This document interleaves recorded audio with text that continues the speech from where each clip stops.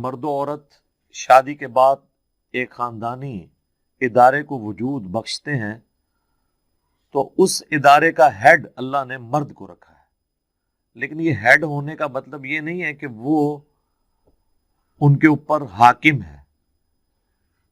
اس head ہونے کا مطلب یہ ہے کہ وہ مینجمنٹ اس کے ہاتھ میں ہوگی، نہ کہ یہ کہ وہ اپنے بیوی بچوں کو اپنا غلام بنا کے رکھے گا، بلکہ یہ الٹا اس کے اوپر رسپانسبلٹی ہے کہ وہ اس کی رعیت کے اندر داخل ہے۔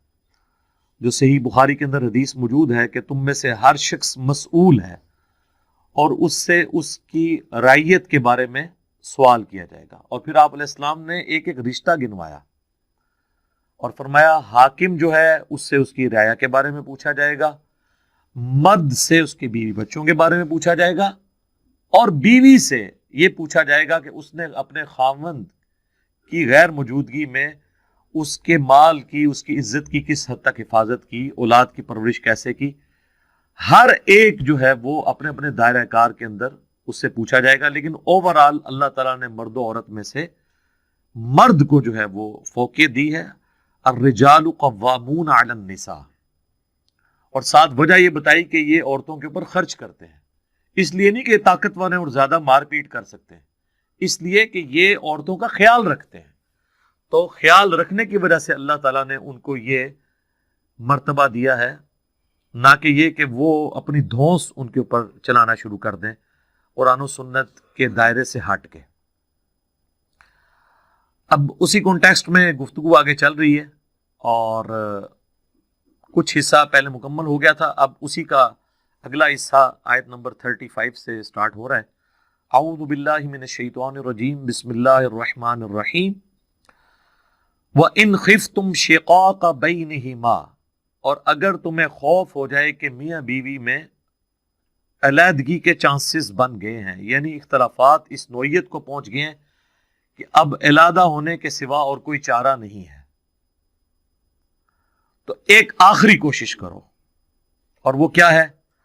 فَابْعَثُوا حَكَمًا مِّنْ أَهْلِهِ وَحَكَمًا مِّنْ أَهْلِهَا، ایک حکم، ایک ذمہ دار شخص، ایک ایسا ڈومیننٹ بندہ ہو جسے مرد والی جو پارٹی ہے اس کے اوپر اس کا اثر و رسوخ ہو، ایک مرد کی طرف سے اور ایک عورت کی طرف سے مقرر کرو۔ اور ظاہر ہے کہ یہ عموماً جو ہمارے معاشرے میں خاندان کے بڑے لوگ ہوتے ہیں یا رشتہ کروانے والے لوگ ہوتے ہیں، تو دونوں طرف سے ایک ایک مرد مقرر کرو کہ وہ ایک آخری کوشش کریں کہ کسی طریقے سے یہ خاندانی نظام ٹوٹنے سے بچ جائے۔ ان یریدا اصلاحا، اگر وہ دونوں یہ چاہیں گے کہ کوئی اصلاح کی کوشش نکل آئے، یہاں دونوں سے مراد میاں بیوی بھی ہو سکتے ہیں یا ان کے ریپ جو ان کی طرف سے حکم بنائے گئے ہیں۔ اگر ان کی نیت ہوگی کہ یہ ہم نے خاندان ٹوٹنے سے بچانا ہے تو اللہ تعالیٰ فرماتا ہے یوفق اللہ بینہما، تو اللہ تعالیٰ بھی ان دونوں کے درمیان موافقت پیدا کر دے گا، رشتہ ٹوٹنے سے بچ جائے گا۔ اچھا دیکھیں، اللہ تعالیٰ نے یہ نہیں کہا کہ دونوں مل کے دعا کرو تو میں قبول کر لوں گا، کوشش کرو۔ دنیا کو اللہ نے کوشش کے ساتھ جوڑا ہے۔ یہ جو دعا کی، یہ تقدیر کی ہم بات کرتے ہیں تو اس لیے کہ کوئی اللہ سے بے نیاز نہ اپنے آپ کو کرے، ادروائز خالی دعا، خالی تقدیر کچھ نہیں کر سکتی، اور نہ خالی کوششیں کچھ کر سکتی ہیں جب تک کہ اللہ کو شامل حال نہ کیا جائے۔ یہ ذہن میں رکھیے گا، یہ دونوں ایکسٹریمز ہیں۔ کوشش لازمی ہے، دنیا کو اللہ نے اسباب کے ساتھ جوڑا ہے۔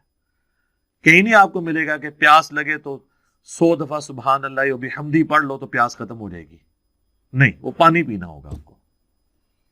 ہاں، قرب قیامت کے بارے میں ایک مسلم شریف میں حدیث ہے کہ جب دجال سب کچھ کھانا پینا بند کر دے گا تو اس وقت اللہ کے ذکر سے لوگوں کا پیٹ بھر جائے گا، لیکن وہ ایک اسپیشل چیز ہوگی، اس وقت اللہ کی مرضی اس میں ہوگی۔ اس سے پہلے تو نہ صحابہ کا پیٹ سبحان اللہ کہنے سے بھرنا ہے، نہ آپ کا، نہ میرا، نہ اہل بیت کا۔ اس کے لیے اللہ نے دنیا کو اسباب کے ساتھ جوڑا ہے۔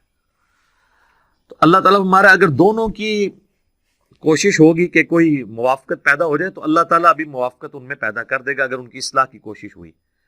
ان اللہ کان علیما خبیرا، بے شک اللہ تعالیٰ سب کچھ جاننے والا ہے اور خبر رکھنے والا ہے.